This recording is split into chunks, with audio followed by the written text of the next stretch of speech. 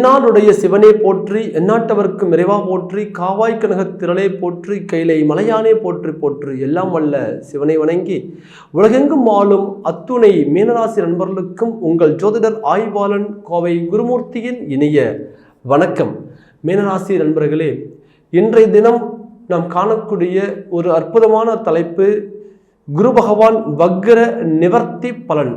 இயற்கையில் பூர்ண சுபகிரகமாகிய குரு பகவான் எப்பொழுதெல்லாம் அசுப கிரகங்களின் சேர்க்கையில் சேருகின்றாரோ அல்லது எப்பொழுதெல்லாம் குரு பகவான் வக்ர நிலையை அடைகின்றாரோ அப்பொழுதெல்லாம் தன்னுடைய சுபத்தன்மையை இழந்து நிற்கக்கூடிய ஒரு சூழ்நிலைக்கு ஆளாகுவார். ஆக இந்த வருடத்தில் 2023 டிசம்பர் மாதம் 30ஆம் தேதி முதல் 2024 மே மாதம் 1ஆம் தேதி வரை 122 நாட்கள் தங்களுடைய ராசிக்கு அதிபதியாகிய குரு பகவான், இயற்கையில் பரிபூர்ண சுபகிரகமாகிய குரு பகவான் வக்ரத்தில் இருந்து விடுபட்டு வக்ர நிவர்த்தி அடைகிறார்.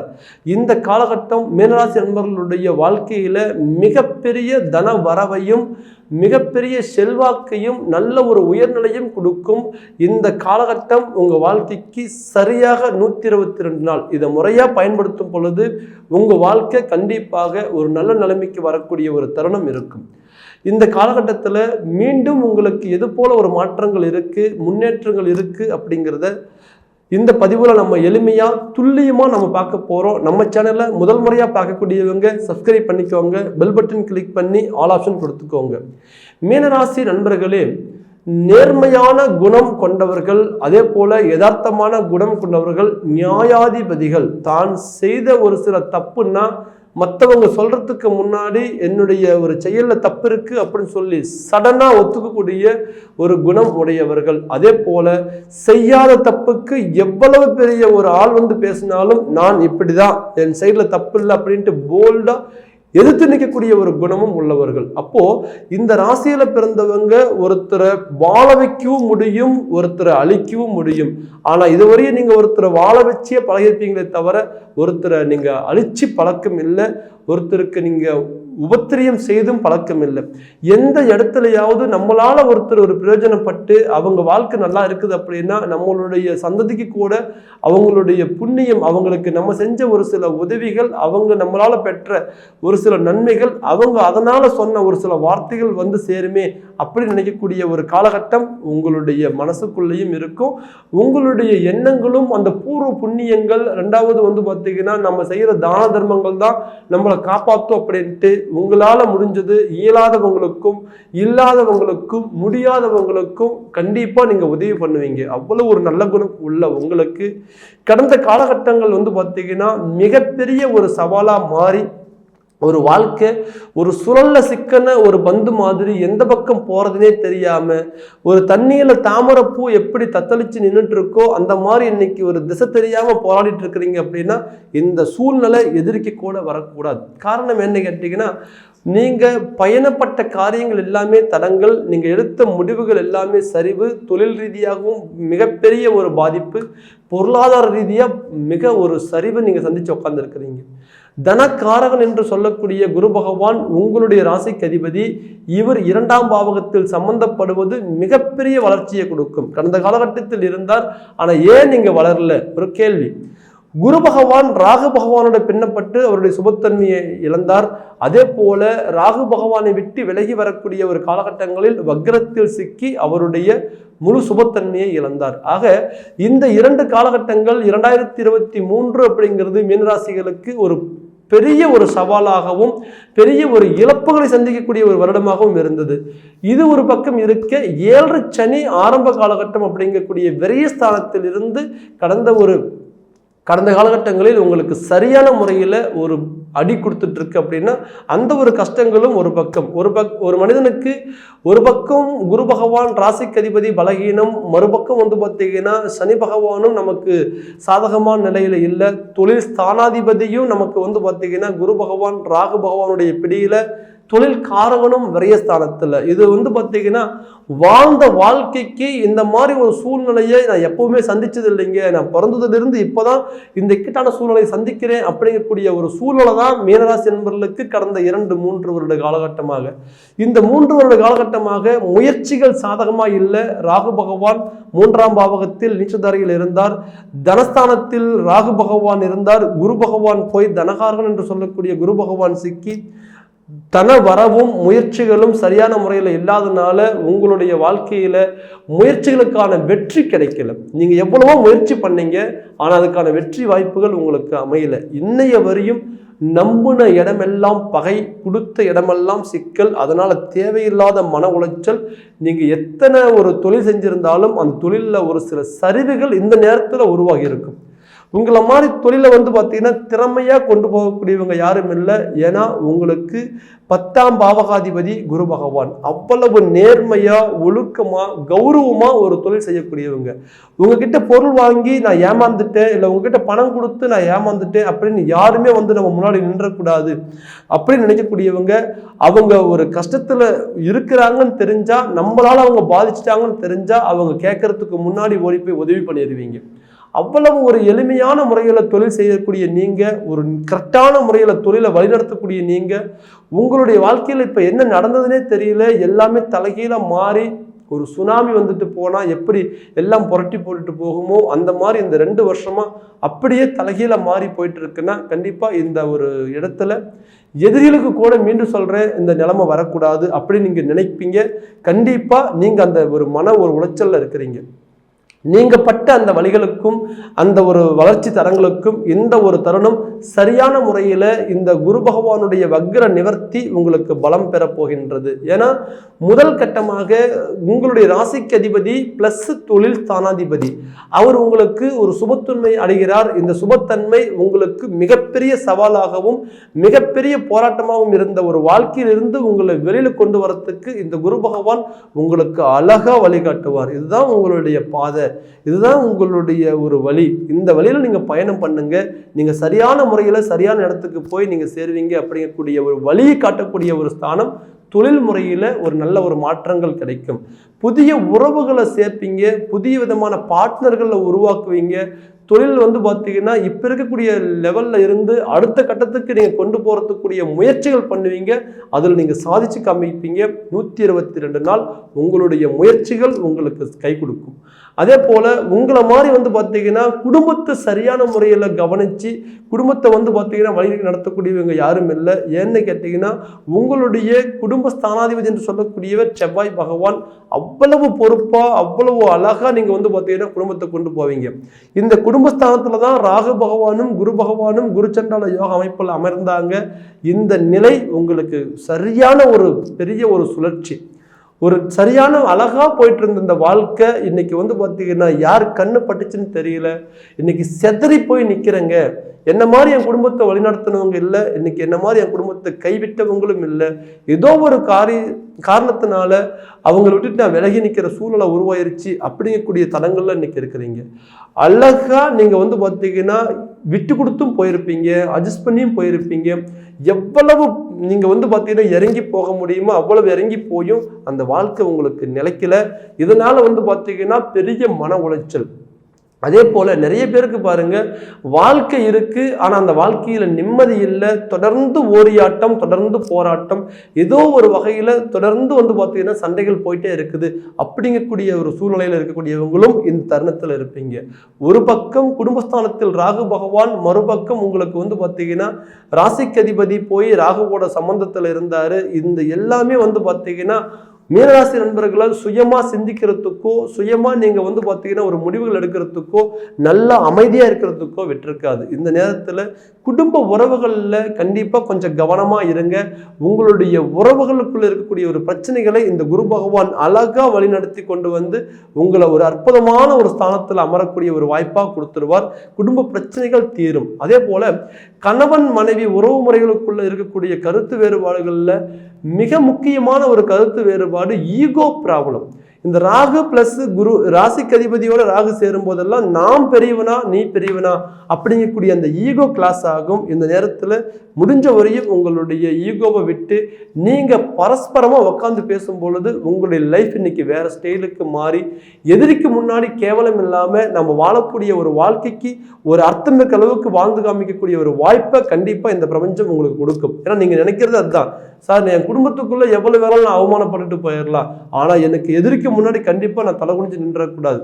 அதனால பார்த்தீங்கன்னா தன்னுடைய கஷ்டமோ நஷ்டமோ சுகமோ துக்கமோ தன்னோட மட்டுமே போயிட்டு அப்படின்ட்டு ஒரு ரகசியத்தை நீங்க மெயின்டைன் பண்ணுவீங்க. உங்களுக்குள்ள இருக்கக்கூடிய வலிகளையும் வருத்தத்தையும் அவ்வளவு சீக்கிரம் வெளியே சொல்ல மாட்டீங்க. அதனால எதிரிக்கு முன்னாடி தான் தலை குனிஞ்சிடக்கூடாது, தன்னுடைய குடும்பம் தலை குனிஞ்சிடக்கூடாது நீங்க நினைப்பீங்க. ஆனா எவ்வளவு நீங்க கண்ட்ரோல் வச்சிருந்தாலும் அதை மீறி இப்ப குடும்பம் பார்த்தீங்கன்னா வீட்டுக்குள்ள இருக்கிற சண்டை இன்னைக்கு வீதி வரையும் போயிருச்சு அப்படிங்கக்கூடிய ஒரு சூழ்நிலையில பல பேருடைய குடும்பம் இன்னைக்கு தடுமாறிட்டு இருக்கு. கண்டிப்பா இந்த காலகட்டத்தில் இந்த தடுமாற்றத்தில் இருந்து நீங்க வெளியில வந்துருவீங்க. இதை தாண்டி எதிரிகளை வெல்லக்கூடிய ஒரு தருணம், மிகப்பெரிய ஒரு சுழற்சியில சிக்கி சதியில சிக்கி, ஏன்னா உங்களுடைய நேர்மையான குணம் உங்களுடைய யதார்த்தமான குணம் யாரையுமே ஈஸியா நம்பிடுவீங்க. யார்கிட்டையுமே ஈஸியா பார்த்தீங்கன்னா உங்களுடைய ஒரு உள் மனசுல இருக்கக்கூடிய ஒரு விஷயங்களை சொல்லிடுவீங்க. எது நல்லதை நினைக்கிறீங்களோ அதெல்லாம் ஈஸியாக ஷேர் பண்ணிடுவீங்க. எது உங்களுக்கு அவமானம் நினைக்கிறீங்களோ அதை அவ்வளோ சீக்கிரம் சொல்லவே மாட்டீங்க. அப்போ உங்களுடைய பலத்தையும் தெரிஞ்சு உங்களுடைய பலகீனத்தையும் தெரிஞ்சு உங்களுக்கு ஒரு ஆறுதல் சொல்ற மாதிரி சொன்னவங்க உங்களுக்கு பின்னாடி பார்த்தீங்கன்னா நிறைய பேர் பார்த்தீங்கன்னா சதி வேலைகள் செய்தாங்க.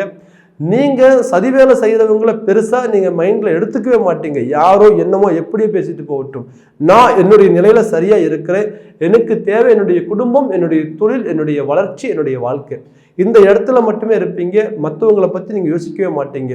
அப்படி இருந்தாலும் அதை தாண்டி ஒரு சிலர் உங்களுக்கு ஒரு கண்ணுல தூசு விழுந்த மாதிரி உறுத்தல் கொடுத்துட்டே இருப்பாங்க.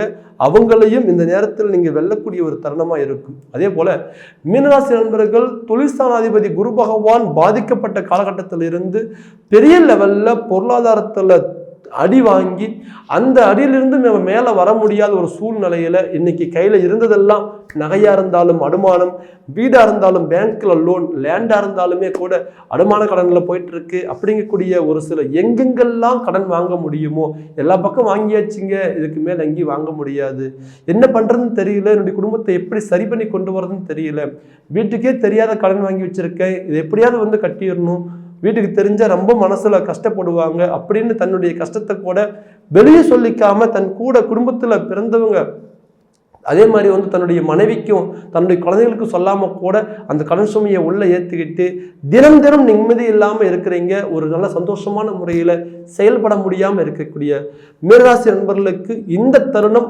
உங்களுடைய வாழ்க்கையில கட்டாயமா கடன் சுமைகளில் இருந்து நீங்க வெளியில வந்துடுவீங்க. ஏன்னா ஒரு பெரிய ஒரு போராட்டம் எல்லாமே இருக்குதுங்க, ஆனா எதுவுமே நமக்கு கைக்கு வர மாட்டேங்குது. நம்ம கொடுத்ததெல்லாம் வெளியில அப்படியே லாக்கை நின்றுச்சு. கொடுத்தது வெளியில இருந்தது நமக்கு பார்த்தீங்கன்னா வந்தாலே இன்னைக்கு நான் என்னுடைய பிரச்சனையிலேருந்து நான் சால்வை வெளியில வந்துடுவேன். ஆனா வாங்கினவங்க எல்லாமே பார்த்தீங்கன்னா நம்ம என்னமோ அவங்ககிட்ட கடன் வாங்கின மாதிரியும் அவங்ககிட்ட நம்ம பார்த்தீங்கன்னா நம்ம பணம் வாங்கிட்டு இன்னைக்கு நம்ம ஏமாத்துற மாதிரியும் அவங்கெல்லாம் என்னமோ கர்வமா பேசுறாங்க, நாம தான் கைகட்டி நிற்கிற சூழ்நிலை உருவாயிட்டு இருக்கு. அப்படிங்கக்கூடிய ஒரு சூழல்ல இப்ப இருக்கிறீங்க. கொடுத்த பக்கம் பார்த்தீங்கன்னா உங்களுக்கு வரலினாலும் நீங்க வாங்கின பக்கத்துல கண்ணியமா கட்டணும்னு நினைச்சு எல்லாத்தையுமே இழந்து கூட அந்த கண்ணியத்தை இன்னி வரை காப்பாற்றி வச்சிருக்கிறீங்க. நீங்க காப்பாற்றி வச்ச கண்ணியம் கண்டிப்பா இந்த நேரத்துல உங்களுக்கு சரியான முறையில சாதகமாக இருக்கும். எவ்வளவு வறுமை வந்தாலும் கூட இவர் கரெக்டா கட்டிடுவாருப்பா, இவருடைய சூழ்நிலை இன்னைக்கு சரியில்லையே தவிர ஆனா நம்பிக்கையானவர், நீங்க தைரியமா இவருக்கு ஒரு லோன் கொடுக்கலாம், ஒரு கடன் கொடுக்கலாம் அப்படிங்கக்கூடிய பெரிய மனிதர்களுடைய சப்போர்ட் இந்த நேரத்துல உங்களுக்கு சாதகமாக அமையும். அதனால பொருளாதார ரீதியா இருக்கக்கூடிய கடன் சுமையிலிருந்து நீங்க வெளியில வரக்கூடிய ஒரு வாய்ப்புகள் உண்டு. அதே போல நோயற்ற வாழ்க்கையே குறைவற்ற செல்வம் என்று சொல்லுக்கிணங்க பல பேர் பாருங்க இந்த மீனராசியில பிறந்தவங்க தேவையில்லாத உடல் உபாதைகளை பார்த்தீங்கன்னா உடம்புக்குள்ள ஏற்றிக்கிட்டு பணம் இருந்தும் சொத்துக்கள் இருந்தும் வண்டி வாகனங்கள் இருந்தும் மனசுக்குள்ள நிம்மதி இல்லாத ஆரோக்கிய குறைபாட்டில் இருக்கக்கூடியவங்க நிறைய பேரை பார்க்கலாம். அந்த மாதிரி இருக்கக்கூடியவங்களுக்கு கட்டாயம் உடல் ரீதியான இருக்கக்கூடிய ஒரு பிரச்சனைகள் சால்வ் ஆகி உங்களுடைய ஆரோக்கியம் மேம்படும். ஏனால் குரு பார்க்க கோடி பரிவர்த்தனை என்று சொல்கின்றோம். அந்த அற்புதமான குரு பகவான் உங்களுடைய ராசிக்கு 6ஆம் பாவகம் என்று சொல்லக்கூடிய சத்துருஸ்தானத்தையும் ரோகஸ்தானத்தையும் பார்க்கின்றார். அதனால உங்களுக்கு உடல் பலப்பட போகிறது. அதுக்கு அடுத்ததாக வழக்குகள்ல மிகப்பெரிய ஒரு மன உளைச்சல் இருந்த உங்களுக்கு வழக்குகள் தீர்வுக்கு வரும். பூர்வீக சொத்துக்களால வழக்குகள், கணவன் மனைவி உறவுகளால வழக்குகள், இடப்பிரச்சனையால வழக்குகள், அல்லது தொழில் ரீதியான வழக்குகள், மான நஷ்டத்திற்காக வழக்குகள், இப்படி எந்த வகையில நீங்க பார்த்தீங்கன்னா வழக்குகள் சந்தித்திருந்தாலும் குரு பகவான் சுபத்தன்மையுடன் பார்க்கும் பொழுது வழக்குகளை வெற்றி கொள்ளக்கூடிய ஒரு தருணமாக இருக்கும். ஏன்னா இவர் உங்க ராசிக்கு அதிபதி. பெற்ற தாய் ஒரு மகனுக்கு எந்த சூழ்நிலையிலும் துரோகம் நினைக்க மாட்டாங்க. அவங்களால முடியாத போனா கண்டிப்பா அவங்கள நம்ம நொந்துகிட்டு பிரயோஜனம் இல்லை.